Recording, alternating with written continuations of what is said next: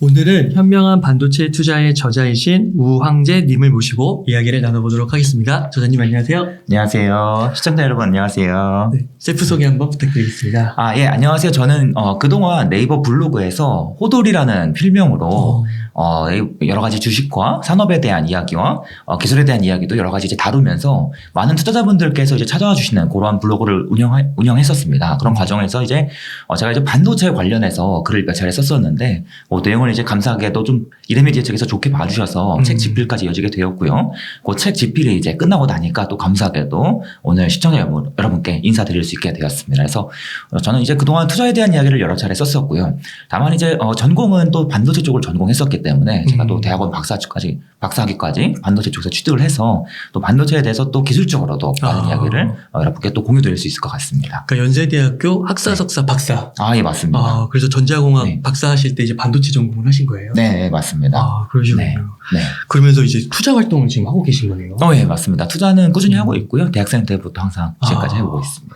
그러셨군요. 그래서 이번에 현명한 반도체 투자라는 책을 써셨어요. 네. 좀 이 책을 한번 소개해 주신다면. 네. 이번 책은요, 좀 투자자분들께서 이 반도체 산업에 대해서 공부를 하고 싶어 하셔서 반도체를 검색해 보시면 아시다시피 모두 다 기술 이야기 아니면 약간 취업용 내용들 이런 것만 이제 많이 나오죠. 그래서 좀 이 반도체 산업과 기술에 대한 산업에서 일어나는 수많은 변화들이나 기업의 변화들에 대한 이야기를 좀 투자자의 관점에서 풀 수 있는 그러한 좀 새로운 책이다라고 좀 설명을 드려볼 수가 있겠고요. 그래서 이제 책을 읽다 보시면은 기술에 대한 좀 따분한 내용도 당연히 일부 섞여 있습니다만 모두 다 반도체 산업에 투자하기 위해서 꼭 필요한 배경 지식들 중심으로 이제 채워 넣었고, 그다음에 이제 주로 이제 하나의 기업을 잡아서 이 기업을 중심으로 챕터를 쓰고 또 하나의 기업을 주제를 잡아서 또 하나의 챕터를 쓰고 해서 책을 완성하게 되었습니다. 저는 이 책을 보고 굉장히 좀 차별화되어 있다라고 생각한 게, 감사합니다. 네. 그 박사를 하시면서 그 산업에 대한 이해나 기술에 대한 이해는 당연히 전문적이실 거고, 근데 거기서 그치는 게 아니라 그거를 딱 지금의 그 시류에 맞게 그 투자라는 키워드랑 잘 믹스시킨 것 같아요. 네, 맞습니다. 그래서 이제 국내 그런 기업들을 서술해 주시면서 거기에 대해서 이런 투자의 관점을 갖고 볼 수가 있겠구나, 이해할 수 있겠구나, 그런 게 되게 좋았던 것 같습니다. 감사합니다. 맞습니다. 그 목적으로 사실 썼기 때문에. 그러면은 이제 한번 책의 내용으로 좀 들어가고, 또 이제 반도체가 말씀해 주신 것처럼 우리나라의 굉장히 중요한 산업이기 때문에 한번 그런 것에 대해서 한번 여쭙고 싶은데, 먼저 질문으로 그 반도체가 이제 4차 산업혁명 시대의 필수 산업으로 많이 언급이 되잖아요. 네, 맞습니다. 우선은 거기에 대해서는 좀 앞으로 반도체 수요? 이런 전망은 좀 어떻게 되나요? 예. 우선 이 반도체 수요는 앞으로 증가할 수밖에 없는 굉장히 확정적인 눈에 띄는 산업 중 하나라고 볼 수가 있는데, 반도체가 종류가 굉장히 여러 가지가 있습니다만 반도체의 특징 중 하나가 무엇인가 하면 이 반도체가 한 개만 홀로 사용되는 경우는 생각보다 흔치 않습니다. 그래서 여러 가지 종류의 반도체가 함께 묶여서 사용이 되는데, 특히 이제 미국 쪽에서 잘하는 반도체가 있고 또 우리나라에서 잘하는 반도체가 있습니다. 그래요? 그런데 이러한 반도체들이 항상 묶여서 이제 같이 사용된다는 특징이 보통 이제 일반적으로 많이 나타나고요. 그런데 이제 앞으로 이 반도체 산업은 앞으로 어떻게 될 것이냐?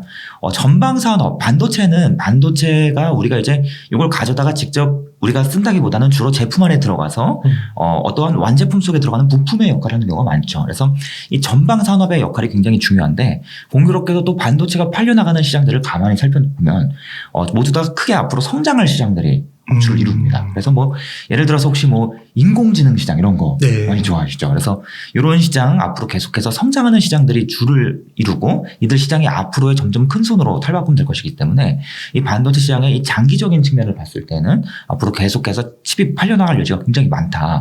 조금 더 구체적으로 들어가서 기술단까지 이제 들어가게 되면은, 또 한 가지는 이 칩의 특징이 무엇이냐면 반도체 칩의 성능은 계속해서 시간이 지날수록 올라가는, 더욱더 향상되는 특징이 있습니다. 혹시 사용하신 핸드폰도 계속 더 좋은 핸드폰을 쓰시고, 컴퓨터도 더 좋은 거 쓰시고, 그렇죠. 그러면 안에 있는 이 기능들, 역할들을 또 반도체가 담당하는데, 계속해서 무언가 더 좋은 반도체가 계속해서 확장이 된다, 이렇게 볼 수가 있겠습니다. 이 과정에서 당연히 칩의 개수도 증가하고 또 새로운 칩도 굉장히 많이 필요로 한다는 거죠.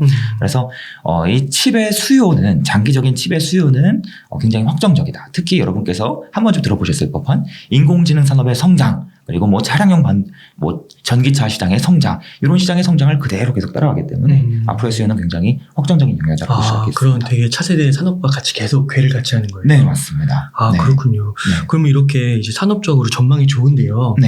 한국의 반도체 산업도 전망이 좋을까요? 저도 개인적으로 아주 좋게 이제 보고 있고요. 이제 반도체 종류가 여러 가지가 있다고 말씀을 드렸는데 먼저 두 가지만 좀 구분을 해보자면 우리가 사진을 찍으면 사진 핸드폰 안에 저장이 되죠. 네. 그럼 이 사진이 어딘가 핸드폰 안에 들어가 있는 건데 이처럼 데이터를 저장시켜주는 역할을 메모리 반도체가 합니다. 그리고 또 데이터를 저장시키지 않는 무언가 다른 기능들, 뭐 핸드폰에서 화면을 틀어준다든지, 뭐 진동을 만들어준다든지, 연산을 해준다든지, 뭐 CPU 같은 또 이제 또 다른 종류의 비메모리 반도체라는 반도체가 있습니다.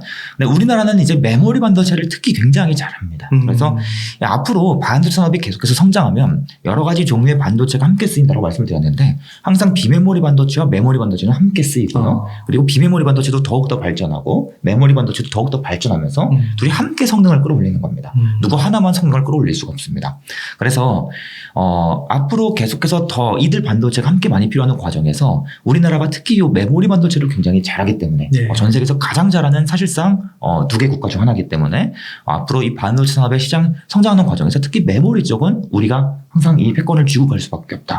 그래서 이쪽에서 더 많은 돈을 벌 수밖에 없는 게 굉장히 확정적이다. 이거 좀 말씀드릴 수가 있을 것 같습니다. 우리나라 말고 또 한 나라가 있어요? 그 바로 미국입니다. 그래서 메모리 반도체는 사실 지금은 미국 그리고 우리나라 그리고 미국 그리고 일본이 들어와 있고요. 그다음에 이제 중국에 들어오려고 합니다만 아직은 그 중에서도 이제 또 메모리 반도체 중에서도 또 종류가 나뉘어요. 디램이라는 게 있고 낸드 플래시라는 게 있는데 이 디램이라는 반도체는 우리나라랑 미국밖에 못하고요. 3대 기업이 완전한 과점이고 낸드 플래시라는 영역은 아직까지는 기술적인 난이도가 비교적 낮기 때문에 아직은 치킨 게임이 벌어지고 있습니다만 향후에 점점점 치킨 게임이 벌어지면 아무래도 정리될 수준으로 가겠죠. 그러면은 우리나라 기업들이 또 강점을 살릴 가능성이 매우 높다라고 생각해 볼 수가 있겠습니다. 이게 기술뿐만 아니라 투자까지 이렇게 엮어주셔서 너무 질문하기가 좋은 게 또 바로 여쭤볼게요. 궁금한 게. 그런데 왜 삼성전자 주가는 뒤집어지는 거예요? 맞습니다. 이게 참 문제죠. 왜 문제인가 하면 예를 들어서 우리가 사용하는 통신 서비스, 우리 핸드폰을 맨날 사용하고 요금제를 매월 꾸준히 납부하죠. 그래서 통신업체들은 어떻습니까? 매월 꾸준히 돈을 벌어들이기 때문에 이게 항상 꾸준하게 계속 가는 특징을 갖습니다. 우리가 매월 돈을 내지 뭐 겨울에만 돈을 내고 여름에는 안 내고 이러진 않지 않습니까?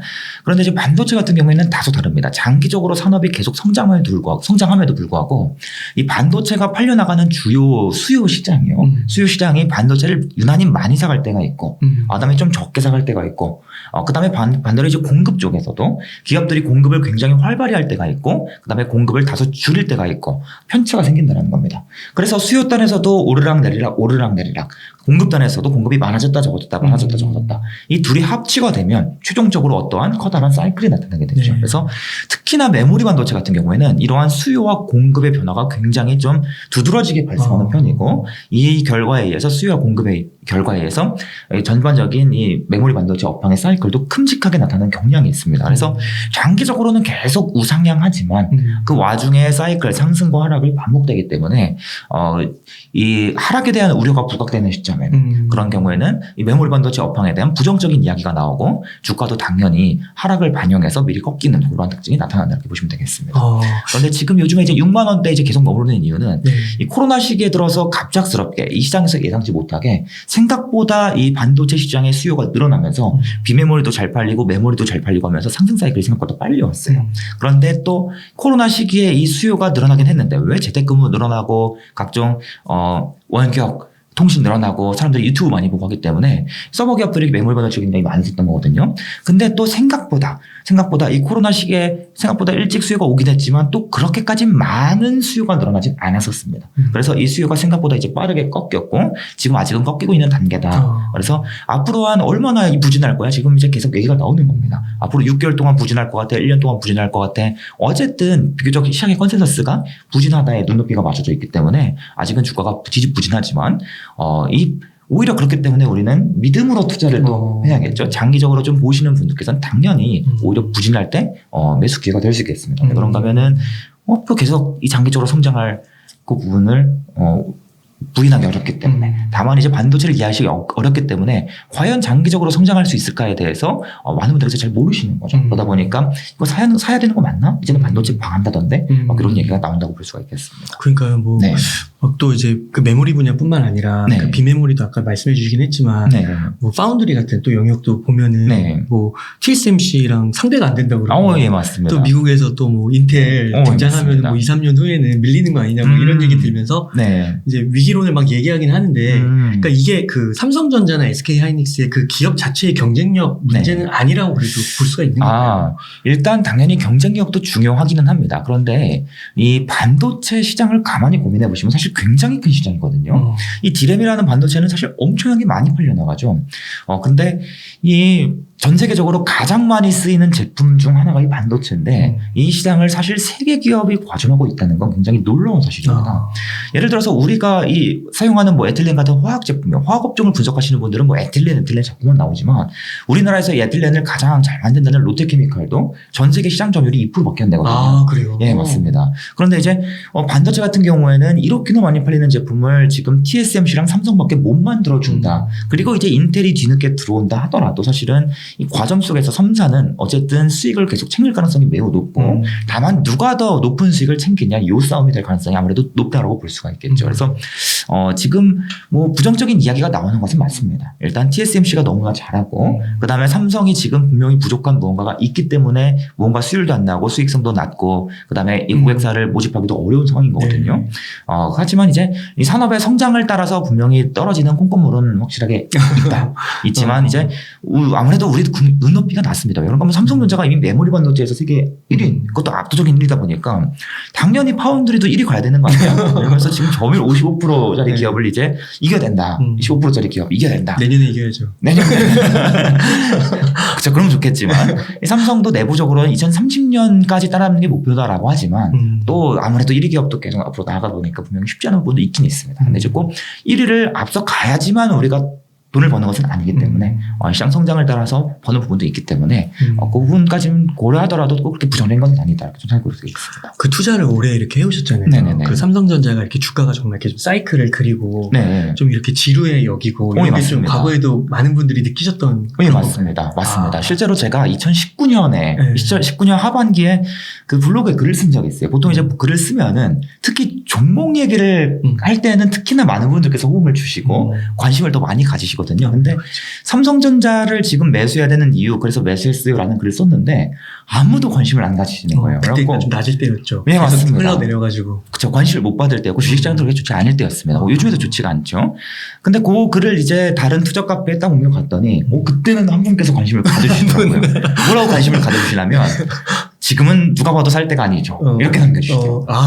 그랬었습니다. 그래서 그게 관심이었구나. 맞습니다. 그 유일한 부정적인 관심이었는데 뭐 결과가 어쨌다 저랬다 그걸 말씀드리는 것은 아니고 원래 이러한 오르락 내리락이 반복되는 구간에서는 당연히 아무도 관심이 없을 때 내리락 구간일 때 당연히 수익률은 내가 기대할 수 있는 기대 수익률은 가장 높아진다. 하지만 남들 다 좋다고 박수칠 때 이미 이게 점점 정점으로 갈 때 사이클의 끝물에 있을 때는 당연히 기대 수익률이 무조건 낮아질 수밖에 없죠. 그렇죠? 그런 관점에서는 좀 이 부정적인 이야기가 들릴 때 오히려 좀 현명하신 분, 현명한 투자자분들은 오히려 공부하려고 하신다. 그걸 좀 전해드리고 싶었습니다. 그리고 지금은 뭐 만약에 좀 현금 여유가 있으면 모아가도 괜찮은 타이밍이다. 맞습니다. 이럴 때 그러면 오늘 당장 사야지. 풀매수 들어가실 게 아니라 원래 사이클 하락 구간이 언제까지 부진할지 몰라요. 지금 증권사도 올해 메모리 업황이 앞으로 한 6개월 부진할 거야. 1년 부진할 거야. 최대 지금 내년 하반기까지 갈 수도 있어. 의견이 다 다르거든요, 지금. 그러면은 이 가장 보수적인 스탠스로 그러면 그때 가서 사야지 이게 아니라 지금부터 꾸준히 모아가는 겁니다. 삼성전자를 내가 100만 원씩 사고 싶으면 매월 10만 원씩 10개월 모아가는 겁니다. 그렇군요. 그러니까 책에 보니까 또 흥미로웠던 되게 관심 가는 목차 중에 하나가 많은 투자자가 반도체 산업 투자에 실패하는 이유 이렇게 나오더라고요. 지금 약간 말씀해 주시는 그런 게 한 가지 이유가 될 수 있는 건가요? 지금 사실 보통 이제 투자에서 실패하시는 이유라고 이제 딱 물어보시면은 아무래도 반도체 산업을 잘 이해를 못하고 내가 반도체가 뭔지 잘 몰라서 기업 분석을 잘 못해서 실패하시는 경우도 물론 있긴 있습니다만 사실 생각보다 굉장히 소수고요. 그냥 기본적으로 이 사이클이라는 산업에 대한 이해, 이 일종의 투자 개념이죠. 요거에 대해서 좀 부재하신 경우에 실패하는 경우가 훨씬 더 많다. 그래서 실제로 주변 분들을 보면은 평소에 여러 가지 사이클 산업을 활발히 투자하셨던 분들, 하지만 반도체에 대해서 그렇게까지 잘 알지는 못하시는 분들이 오히려 반도체 투자하시면 수익률은 높고 막 맨날 기술만 이해하고 막 반도체 막 정말 기술 같은 거 막 이런 것만 계속 따라다니지만 정작 이 사이클이라는 이해, 투자에 대한 이해가 전혀 없으신 분들은 오히려 사실 수익률이 저조한 경우도 굉장히 많이 봅니다. 그렇구나. 그러니까 기술적인 이해는 약간 낮을지 모르지만 예, 맞습니다. 그러니까 투자 사이클, 경기순환 이런 거를 오히려 좀 익숙하신 분들이 수익률이 좋을 수도 있다. 그렇죠. 왜냐하면 어차피 기술만 따라가셔도 투자에 대한 이해가 부족하신 분들은 남들 좋다고 박수 칠 때 뒤늦게 들어오시는 분들이 대단이거든요. 보통은 낮을 때 안 사서 수익이 안 난다기보다는 높을 때 고점에 투자 봐서 일러서 문제가 되는 경우가 되게 많거든요. 그런 경우가 좀 많이 보입니다. 그렇군요. 그 이제 반도체 분야의 이제 진짜 전문가 박사님으로서 그 성공적인 반도체 투자에 있어서 좀 이것만 알아야 되겠다. 몇 가지 좀 짚어주실 수 있으실까요? 네, 몇 가지 짚어드리도록 하겠습니다. 방금 전에 말씀드렸던 이 반도체 업황은 어쨌든 호황과 불황과 호황이 반복이 된다. 그래서 최소한 나는 모두가 박수치는 호황에서는 오히려 더 리스크하게 접근하고 불황에서 관심 갖자. 요거 하나만 일단 지키셔도 사실 반은 성공이라고 생각합니다. 근데 이것 또한 결코 쉽지가 않습니다. 왜냐하면 삼성전자 매수했다가 하면 다들 그거 지금 왜 사냐고 견디기가 쉽지가 않거든요. 아무쪼록 요 부분은 이제 좀 투자를 오래 하시면서 점점 좀 익숙해지실 부분이라 생각하고요. 그리고 또 한 가지는 어쨌든 이 반도체 산업에 투자를 하려고 하시는데 그러면 삼성전자랑 또 하이닉스 말고도 또 굉장히 여러 가지 반도체 기업들이 있죠. 그러면 이들 기업에 투자할 때는 이 반도체 기업들마다 사업의 영역이 모두 다르고 기업들마다 돈을 버는 시기가 모두 다 다르다. 그래서 기업들이 주가가 오르고 내리는 시기도 기업들마다 다 다르다라는 겁니다. 요거를 파악하시면 당연히 또 도움이 될 겁니다. 그래서 삼성과 하이닉스에만 투자하실 게 아니라 다른 반도체 기업들 투자하고 싶어 하시는 분들은 반드시 반도체 기업들이 구체적으로 어떠한 사업을 한다까지는 못 들어가시더라도 기본적으로 유형 정도는 좀 구분을 하셔야 된다. 이렇게 좀 말씀을 드립니다. 그래서 반도체가 이제 반도체 칩이 누가 만듭니까? 삼성이랑 하이닉스가 주로 만들죠. 그러면 삼성과 하이닉스가 공장에서 칩을 찍어내는데 이 공장을 지을 때 건설업체들이 건물을 짓겠죠. 그리고 나서 이 공장에 설비를 들이고 또 장비를 드립니다. 그러면 이러한 설비와 장비를 공급하는 기업들이 또 돈을 벌겠고 이 공장이 가동되기 시작하면 여기 투입되는 원재료들 그다음에 각종 이 소모성 부품들을 공급하는 기업들이 또 돈을 벌기 시작합니다. 그래서 삼성과 하이닉스가 돈을 버는 시기, 그다음에 장비 설비 기업들이 돈을 버는 시기, 그다음에 소재 부품 기업들이 돈을 버는 시기는 좀 다르다. 유형들도 다르고 판매 방식도 좀 다르다. 요거를 좀 먼저 이해를 하셔야지 투자를 하실 때 내가 좀 어디가 좀 투자에 유리하고 언제가 좀 투자할 만한 시기인지 그걸 좀 확인하실 수가 있습니다. 네. 혹시 그러면 그 저자님께서 요런 기업은 조금 눈여겨보면 좋겠다. 그래서 반도체 투자 베스트 5? 이런 게 좀 있으실까요? 예. 보통 이제 그 반도체 기업에 대해서 물어보시면 당연히 전제는 무엇입니까? 삼성과 하이닉스는 빼고 말씀이시겠죠. 그렇죠. 그래서 삼성과 하이닉스는 빼고 말씀드리겠습니다. 사실 삼성 하이닉스도 장기적으로는 우상향. 하지만 그 와중에 이게 오르락내리락하는 호조와 불황을 타는 그러한 유형이라고 볼 수 있겠고요. 그들 기업을 빼고 이제 말씀을 드리자면 방금 전에 이제 말씀드린 기업들 중에서는 설비와 장비를 공급하는 기업이 있다고 말씀드렸습니다. 그런데 설비와 장비를 공급하는 기업은 사실 제가 추천드리기는 다소 어렵습니다. 이 영역은 좀 반도체 산업을 굉장히 깊게 공부하시면서 계속 이슈를 좀 추적하시면서 삼성전자와 하이닉스가 공장을 언제 지어 그래서 장비가 언제 많이 팔릴 거야 이런 것들을 계속 이슈 추적을 하시는 분들 플러스 조금 더 이제 기술력 같은 것까지도 좀 하고 싶어 하시는 분들 이런 분들께서 굉장히 유리한 영역이기 때문에 왜 그런가 하면 장비업들은 제품을 항상 파는 것이 아니라 특정한 시기에 몰아서 팔고 몰아서 파는 경향이 나타나는데 보통은 또 이걸 모르고 접근하시면 지금 요즘에 장비 많이 팔리니까 이 실적 많이 찍히니까 들어가신단 말이죠. 그러면 이제 상투를 잡기 너무 쉬워지죠. 그렇죠? 그래서 이 장비 기업은 사실 투자하기가 비교적 어려운 유형이고 좀 이 비교적 단기적으로 좀 공격적으로 투자하시는 분들한테는 너무나 좋은 영역이긴 합니다만 이번 시청자분들께 말씀드리긴 다소 어려운 유형이고요. 보통은 이제 아무래도 소재 기업들, 그다음에 소모성 부품을 공급하는 기업들이 투자하기 유리하다라고 말씀을 드립니다. 그 이유가 무엇인가 하면 삼성전자와 하이닉스 같은 경우는 앞에서도 말씀드렸지만 반도체가 많이 팔리는 시기가 있고 적게 팔리는 시기가 있죠. 그러면 많이 팔릴 때는 판매되는 수량이 늘어나잖아요. 그런데 수량만 늘어나는 것이 아닙니다. 반드시 모두 같이 뛴다? 가격도 같이 뜁니다. 그럼 매출액은 P 곱하기 Q지 않습니까? P도 뛰고 Q도 뛰는 구조를 갖기 때문에 이익이 크게 증가하고요. 반대로 이제 불황이 오게 되면 판매량이 줄어들죠. 그럼 자연스럽게 가격도 떨어집니다. 왜? 공급이 더 우위로 가기 때문에. 그러면은 P와 Q가 동시에 감소하면서 이익이 크게 오르락내리락 하는 특징이 나타납니다. 그에 반해서 이 공장의 소재와 부품하는 기업들을 가만히 고민해 보시면 반도체 공장은 어쨌든 계속 들어가죠. 판매량이 줄어도 일단 공장은 돌아가는데 당연히 소재와 부품의 투입량도 호황일 때는 투입량이 늘어나고 불황일 때는 투입량이 감소하지만 그럼에도 불구하고 이들 소재 기업은요. 가격은 변하지 않습니다. 가격은 꾸준히 유지가 되기 때문에 이 판매량의 변화만 일어나는데 이 판매량의 변화는 생각보다 그렇게 크지 않더라고요. 소모성이라서. 예, 소모성이기도 하고요. 또 한 가지는 원래 이 수요와 공급이란 게요. 수요와 공급이 불일치가 항상 이제 일어나죠. 그런데 수요와 공급이 1%만 뒤틀려도 수요가 예를 들어서 공급보다 딱 1%만 많아져도 가격은 2배씩 뛰는 겁니다.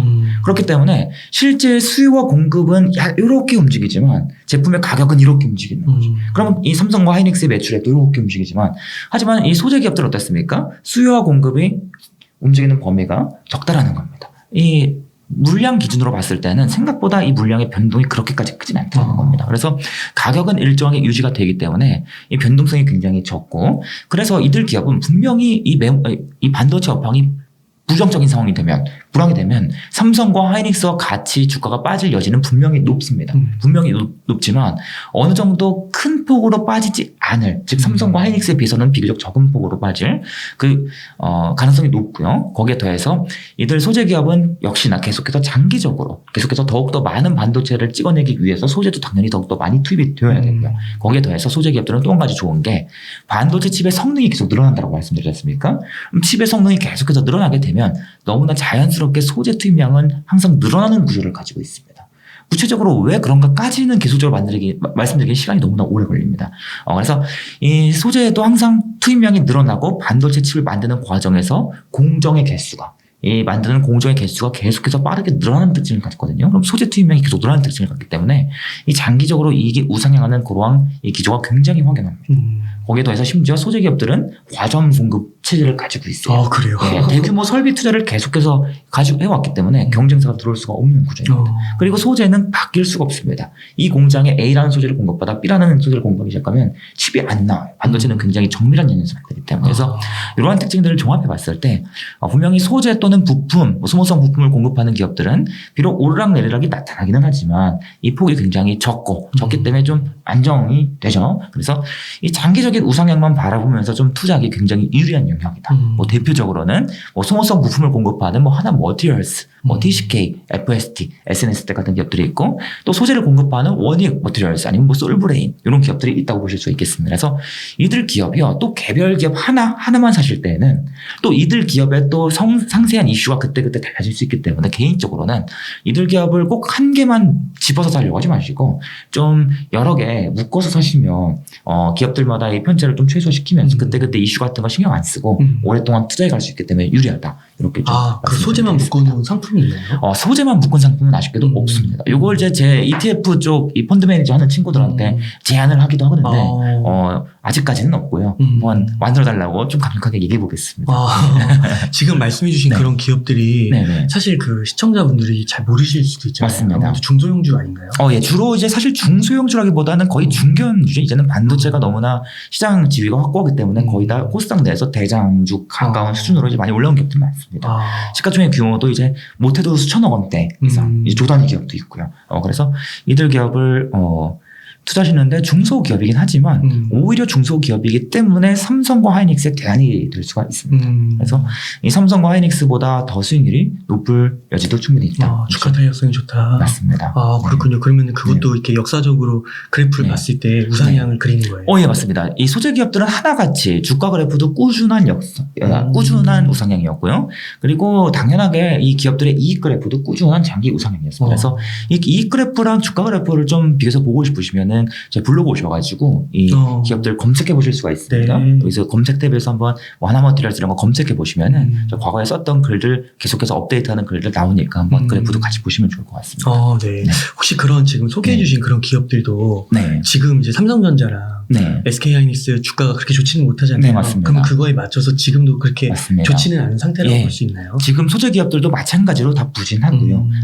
다만 이 소재 기업들 개별적으로 들어가면 기업단에서의 어떤 개별 이슈는 나올 수 있죠. 그래서 이 중에서도 좀 이 소모성 부품 중에 어떤 특정한 링이라고 불리는 부품이 있습니다. 이 부품을 공급하는 기업들은 최근에 좀 공급 부족 이슈가 약간 부각되면서 얘네들만 좀 따로 좀 오르긴 했어요. 그러긴 했지만 그럼에도 불구하고 좀 거시적으로 봤을 때는 대체로 경향성이 좀 장기 우상하는 경향성이 나타난다. 같이 움직이는 특성이 나타난다. 이렇게 좀 말씀드릴 수가 있겠습니다. 그렇군요. 지금 요즘에 또 미국 주식 많이 하시잖아요. 거기 보면은 필라델피아 그 반도체 지수 있잖아요. 네, 맞습니다. 그것도 보니까 거의 뭐 고점에서 한 30% 빠졌더라고요. 맞습니다. 그러면은 지금 이런 타이밍이 전반적으로 아까 이제 소개해 주신 그런 소재 기업들도 그렇고 물론 그 개별 이슈는 좀 더 살펴보긴 해야 되겠지만 대체적으로 봤을 때는 지금 조금 이렇게 접근을 좀 해봐도 분할 매수 관점으로 괜찮다고 보시는 건가요? 저는 개인적으로 물론 긍정적으로 보고요. 만약에 뭐 앞으로 난 지금 미국 주식시장이 더 폭락할 거다라고 확신하시는 분들께는 추천을 드릴 수가 없겠지만 아무래도 장기 우상향하는 이러한 기업들은 계속 장기 투자의 관점으로 모아가는 것이 굉장히 합리적이거든요. 아까 말씀드렸던 장비주들 같은 경우에는 장기 투자는 좀 어렵고 좀 단기로 보시는 분들도 일주일에 말씀드리잖아요. 물론 미국 주식에도 이러한 기업들이 있긴 있습니다. 하지만 이러한 기업들은 또 이야기를 또 따로 풀어야 되기 때문에 좀 배제하고 말씀을 드리자면 미국도 아시다시피 계속해서 주가가 꾸준히 장기적으로 오르고 계속해서 더욱더 돈을 많이 벌 수밖에 없는 그러한 기업들이 많다라고들 많이 알고 계실 겁니다. 당연하게도 이 반도체 산업의 성장은 앞으로 계속 우상향하는 가운데 이 산업의 성장에 콩고물을 먼저 빨아들일 기업들, 그런 기업들이 주로 이제 많이 아시는 기업들이 많습니다. 대표적으로 뭐 엔비디아라는 기업, 그다음에 인텔과 AMD라는 기업, 그다음에 뭐 케이던스, 뭐 시노식스 같은 기업들, 그다음 어플라이드 머티리얼스, 램리서치, ASML 같은 기업들, 이들 기업은 사실 빠질 때 항상 기회가 되었던 건 역사적으로도 항상 그랬고 앞으로도 이 투자 포인트가 변한 게 없기 때문에 이 산업의 성장을 따라서 얘네들은 더욱더 높은 수익을 챙겨갈 수밖에 없는 구조이기 때문에 앞으로도 계속 유효한 전략이다. 이렇게 좀 생각하고 있습니다.